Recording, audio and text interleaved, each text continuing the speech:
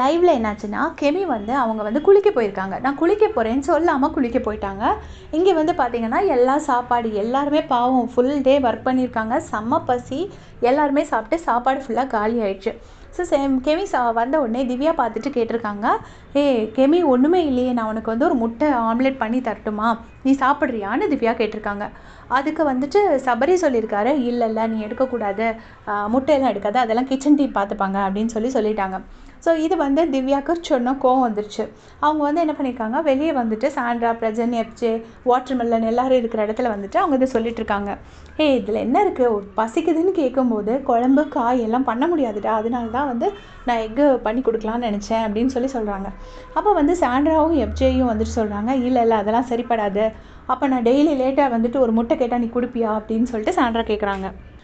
இப்போ எஃப்ஜே சொல்கிறாரு, இந்த பிரச்சனை இல்லை, நீ கேட்குறதெல்லாம் கரெக்டு தான், ஆனால் இந்த வீட்டில் அந்த மாதிரி ஆகாது, அது ஒரு பெரிய பிரச்சனை ஆகிடும். ஏன்னா கிச்சன் டீம் வந்து எல்லாத்தையுமே எண்ணி வச்சுருப்பாங்க, இத்தனை பேருக்கு இத்தனை முட்டைன்னு எண்ணி வச்சுருப்பாங்க. ஸோ ஒரு முட்டை எக்ஸ்ட்ரா போச்சுன்னா அது மற்றவங்களுக்கு இடிக்கும். நான்லாம் ஸ்டார்டிங் அந்த வீட்டுக்கு வந்த புதுசில் எனக்கு எது கையில் கிடைச்சாலும் யாராச்சும் கேட்டால் நான் பாட்டு கொடுத்துருவேன். அப்போ வாட்டர்மெலனே என்கிட்ட நிறைய வாட்டி சொல்லியிருக்காரு, ஐயோ எஃப்ஜேக்கு மட்டும் நிறைய கிடைக்குதுன்னு அப்படின்னு சொன்னோடனே வாட்டர்மெலன் அந்த இடத்துல சொல்கிறாரு, திவ்யா சொல்கிறது சரிதானே, பசிக்குதுன்னா ஒரு முட்டை கொடுத்தா என்ன அப்படின்னோடனே எஃப்ஜே சொல்கிறாரு, நீ தான் முதல்ல வந்து சண்டை போடுவேன், எதுக்கு ஒரு எக்ஸ்ட்ரா முட்டை கெமிக்கி கொடுத்தீங்கன்னு நீ தான் ஃபஸ்ட்டு சண்டை போடுவேன்னு சொல்லிட்டு எஃப்ஜே சொல்கிறாரு.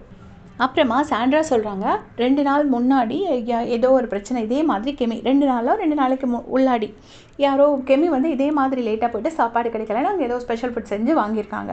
அப்போ உடனே திவ்யா சொல்கிறாங்க, அப்படின்னா அது வந்து மிஸ்டேக் தான், நான் ஒத்துக்கிறேன், கெமி சொல்லிட்டு போயிருக்கணும்னு எனக்கு தோணுச்சு, இருந்தாலும் பாவம் பசியோடு இருக்காளேன்னு ஒரு ஆம்லெட் போட்டு கொடுக்கலான்னு நினச்சேன்.